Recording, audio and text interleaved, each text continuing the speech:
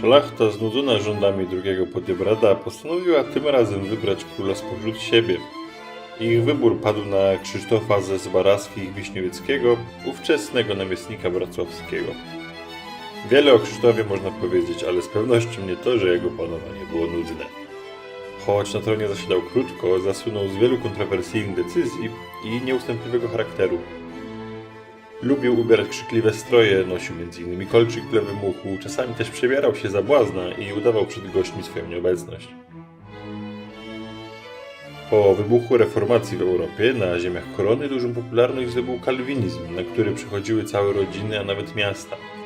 Wobec tego faktu król Krzysztof przeszedł na, a jakże, luteranizm i rozpoczął agresywną i brutalną akcję nawracania swoich poddanych, głównie katolików, jakby ścigając się z kalwinistami o rząd dusz. Wywołało to spore niezadowolenie, zarówno wśród polskich katolików, jak i nowonawróconych kalwinów. Rozgniewało także Słowaków, również zainteresowanych kalwinizmem, Rusinów, wciąż tkwiących w większości przy prawosławiu oraz przede wszystkim całe Wielkie Księstwo Litewskie, które dopiero co zakończyło nawracanie swoich prawosławnych poddanych na rzymskokatolicyzm. Ekscentryczny król nakazujący kolejną zmianę wiary był im szczególnie nie na rękę. Ponadto, co bardziej konserwatywni poddani mdleli na wieść o królu, który w tym momencie miał za sobą 3 żony i 4 rozwody, ponieważ drugą żoną ożenił się ponownie, gdy tylko zakończył związek z trzecią, po czym znowu się rozwiódł.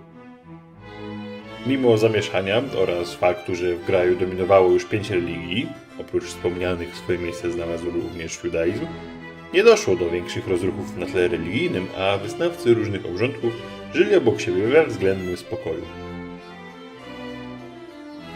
Jednakże, o ile gwałtowna zmiana wiary jedynie wstrząsnęła zaufaniem litewskiej szlachty, polskiej zresztą też, to już decyzja o wchłonięciu zakonu krzyżackiego bezpośrednio do korony o mało nie doprowadziła do zerwania Unii. Litwini bowiem uważali Kłajpedę za odwieczną ziemię litewską i przyłączenie jej bezpośrednio do korony odebrali jako najgorszą zniewagę. Mimo wszystko jednak Krzysztof II był królem lubianym, zwłaszcza przez wierne mu wojsko, albowiem lubił przybywać wśród swoich żołnierzy, spać i jeść razem z nimi. Wszak pamiętał o czasach, gdy sam był zaledwie namiestnikiem wrocławskim. Koniec końców zwyczajnie nie zdążył zniechęcić możnowładców do swojej osoby, ponieważ w 1514 roku, po zaledwie 4 latach panowania, zmarł. Miał 53 lata. Współcześni badacze są w większości zgodni, że pierwszy Wiśniowiecki na polskim tronie, mimo pozornej chaotyczności, był bardzo przebiegłym władcą, a jego nieortodoksyjne podejście do rządzenia paradoksalnie ułatwiało mu wprowadzanie własnych planów w życie, ponieważ zwyczajnie zaskakiwał oponentów swoim dziwnym zachowaniem.